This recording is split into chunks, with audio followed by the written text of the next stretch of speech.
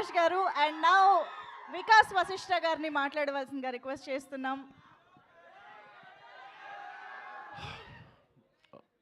ఇక్కడ వచ్చిన ప్రతి ఒక్కరికి thank you so much. And media మిత్రులకి thank you so much.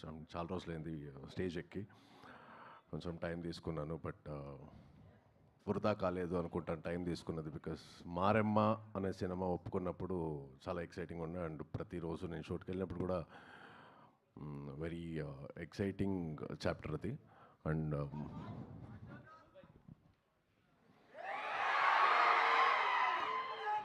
And ఉండరా బాబు, ఇక్కడ మాటలే రావట్లేదంటే చాలా రోజులు ఏంటంటే మళ్ళీ డైలాగ్ అంటాడు.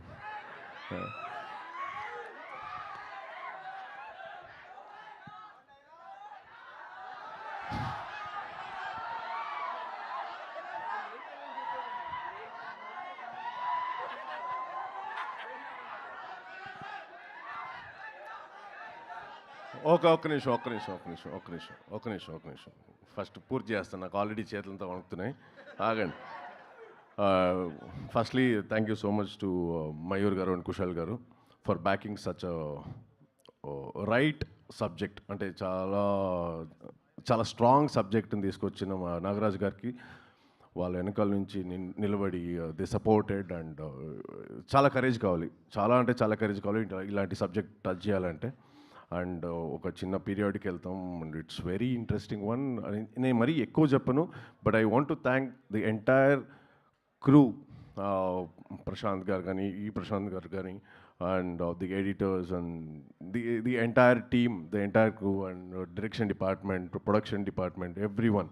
Thank you so much. And everyone have put in their 100% efforts. And my co-star Madhav, it was really nice, brother, to work with you. We అంటే మనకు ఒక చిన్న బ్యాంటర్ ఉంటుంది, and we had good fun also on the sets. Looking forward for this, and I wish you really a good luck for Maremma. And Deepa, పాప అమ్మాయికి ఏమీ అర్థం కాక దిక్కులు చూస్తుంది,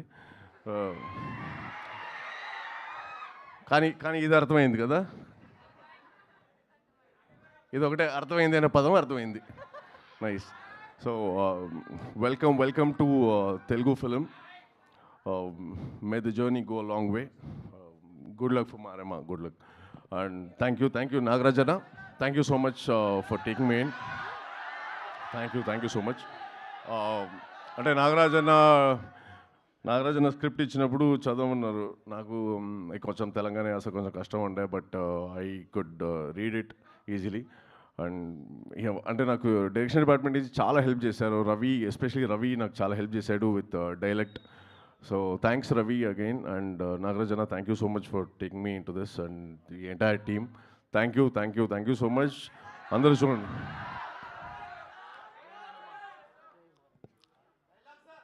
ఆగండి.